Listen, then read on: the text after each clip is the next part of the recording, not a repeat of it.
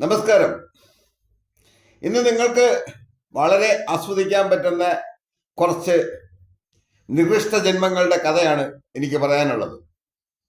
ആദ്യം തന്നെ എനിക്ക് പറയാം, ചെങ്ങന്നൂരിൽ അത്യാവശ്യം തട്ടിപ്പും വെട്ടിപ്പും പിടിച്ചുപറിയും ഒക്കെ ആയിട്ട് നടന്ന ഒരു പ്രാദേശിക ഗുണ്ട, പേര് രമേശ്.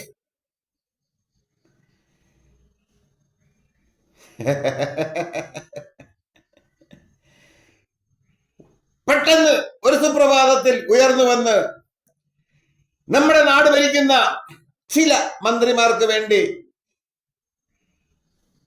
കൂട്ടിക്കൊടുപ്പിനിറങ്ങിയപ്പോൾ ചില മന്ത്രിമാർക്ക് വേണ്ടിയിട്ട് ഹേമ കമ്മിറ്റി റിപ്പോർട്ട് പൂഴ്ത്തിവെച്ച് അതിന്റെ മണ്ടയിൽ അടയിരുന്ന വകയിൽ താരരാജാക്കന്മാരിൽ നിന്ന് കോടികൾ കൈപ്പറ്റിയപ്പോൾ ആ കോടികളെല്ലാം ചെങ്ങന്നൂരിലൂടെയാണ് കടന്നുപോയതെന്ന് ഓർക്കുമ്പം എനിക്ക് വളരെ അഭിമാനമുണ്ട്. കാര്യം, കേരളത്തിന്റെ രാഷ്ട്രീയ മണ്ഡലങ്ങളെ നിയന്ത്രിക്കാൻ തക്ക പ്രാപ്തിയുള്ളവരാണ് ഞങ്ങൾ ചെങ്ങന്നൂർക്കാർ. അത് നിങ്ങൾക്ക് പല വിഷയങ്ങളിലും ബോധ്യമായിട്ടുള്ളതാണ്.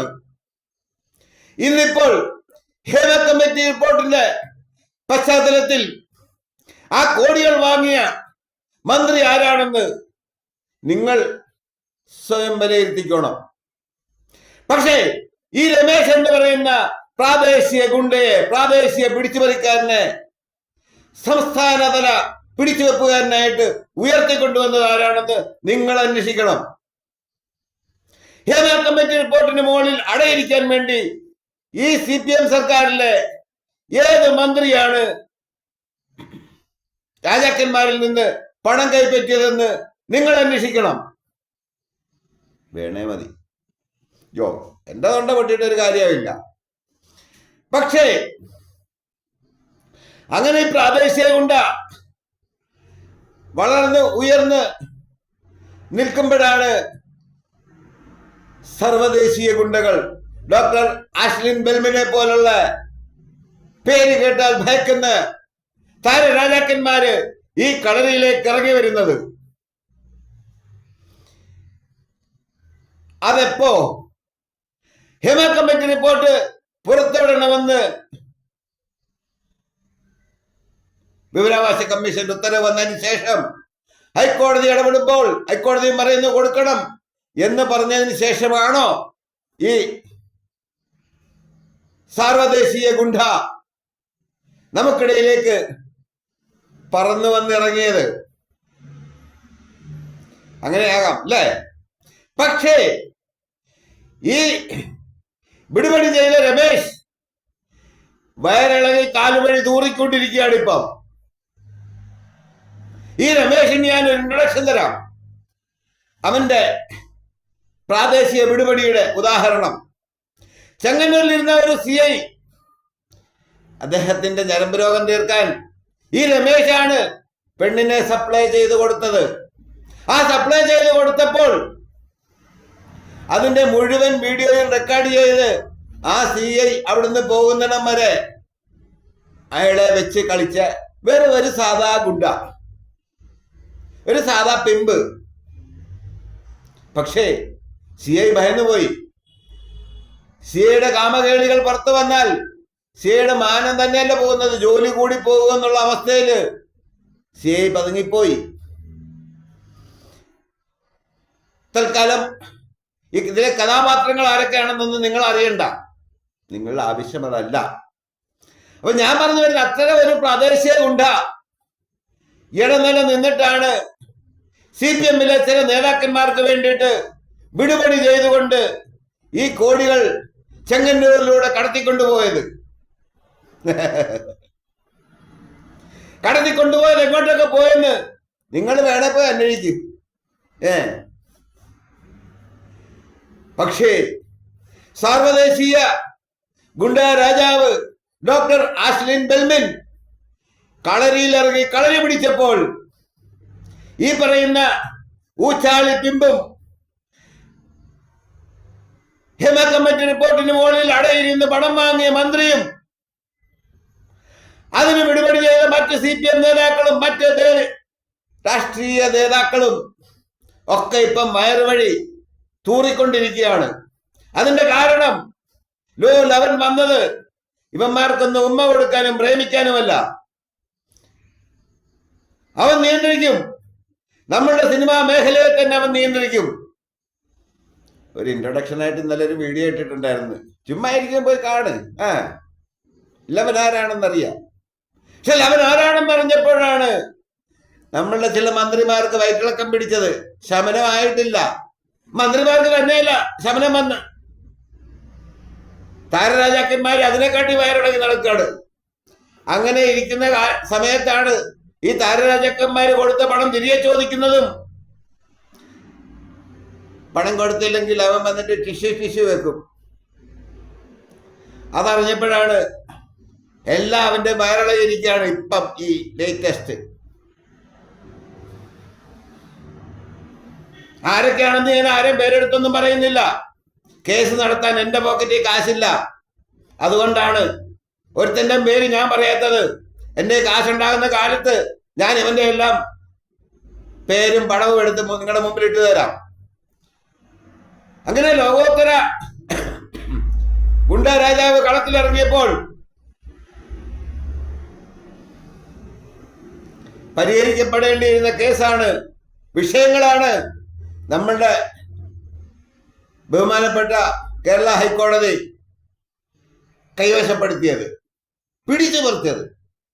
പക്ഷേ ഹൈക്കോടതിയുടെ കയ്യിൽ കാര്യങ്ങൾ പോയതോടുകൂടി ഈ ഹേമ കമ്മിറ്റി റിപ്പോർട്ടിൽ നിന്ന് മായ്ച്ചു കളയാൻ ശ്രമിച്ച കുറെ അധികം പേജുകൾ ഇനിയിപ്പോ അവരുടെ മുമ്പിലെത്തും.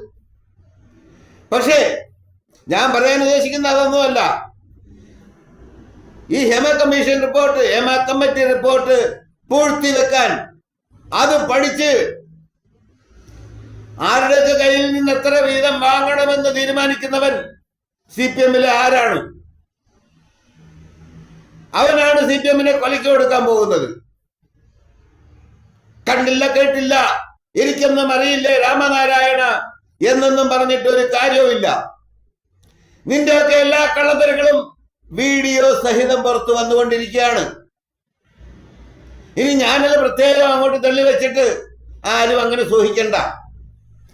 പക്ഷേ ഈ വാങ്ങിക്കൂട്ടിയ കോടികൾ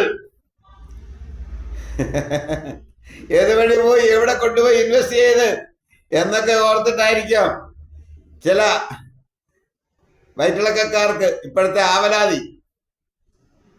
കാര്യം ഇതൊക്കെ തിരിച്ചു കൊടുത്തില്ലെങ്കിൽ ലവര് പറയും ഇവൻ ഞങ്ങളോട് ഇത്ര മേടിച്ചെന്ന്. ആരാ? ഈ താര രാജാക്കന്മാര് പെടുന്ന സമയത്ത് അവന്മാര് മാധ്യമങ്ങളോട് പറയും ലോ 11 അതിന്റെ മണ്ടയിൽ അടയിരുന്നിട്ട് ഞങ്ങളോട് ഇത്ര കോടി മേടിച്ചു എന്ന്.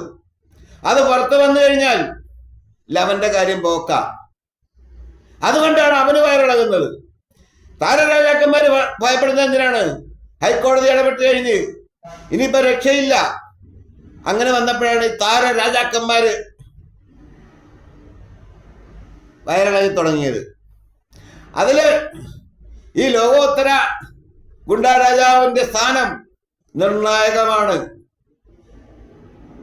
അവൻ ഇടപെട്ടതോടുകൂടിയാണ് കേരളത്തിൽ മിക്കവർക്കും വയറ്റിളക്കം പിടിച്ചത്. നിനക്ക് വയറിളകിയോ? ഇല്ല. എനിക്കും വയറിളക്കമൊന്നുമില്ല. കാര്യം ഞാൻ ഈ ഫ്രോഡ് പണിയൊന്നും ചെയ്തിട്ടില്ലാത്തത് കൊണ്ട് എന്റെ വയറിളകത്തില്ല. പക്ഷെ വാങ്ങിയവന്മാരുടെ, അത് വാങ്ങിച്ചു കൊടുക്കാൻ ഇടനില നിന്ന ബിംബിന്റെ ഒക്കെ വയറിളങ്ങി പണ്ടാരമടങ്ങിക്കൊണ്ടിരിക്കുകയാണ്. അപ്പൊ നമുക്ക് വരും ദിവസങ്ങളിലെ കഥകള് വരും ദിവസങ്ങളിൽ കാണാം.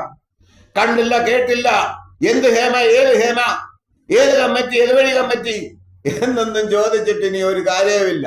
സർവ്വതും കൈവിട്ടു പോയി മക്കളെ.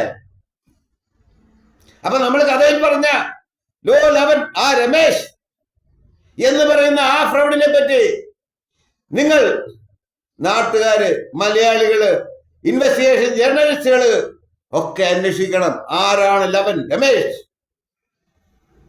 അവനെ പിടിച്ചാൽ, അവനെ കണ്ടെത്തിയാൽ, അത്യാവശ്യം ഇച്ചിരി ഡോസൊക്കെ കൊടുത്താല് 11 സർവ്വകഥ എടുത്ത് പുറത്തിടും. ഏത് മന്ത്രിക്ക് വേണ്ടിയാണ് 11 കാശ് വാങ്ങിക്കൊണ്ടിരിക്കുന്നതെന്ന് കൃത്യമായി പുറത്തു വരും. ഏത് മന്ത്രിയാണ് ഹേമ കമ്മിറ്റി റിപ്പോർട്ടിന്റെ മണ്ടയ്ക്ക് കയറി അടയിരുന്നെന്ന് കൃത്യമായിട്ട് പുറത്തു വരും. വരണ്ടേ? വേണമെങ്കിൽ നിങ്ങളുടെ ദൃശ്യമാധ്യമ മേലാളന്മാരോട് പറയുക, ഹൂ ഈസ് രമേശ്?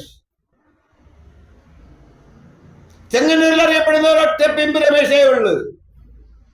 അവനെ കണ്ടെത്താൻ ഒരുപാട് ഇൻവെസ്റ്റിഗേഷന്റെ ഒന്നും ആവശ്യമില്ല.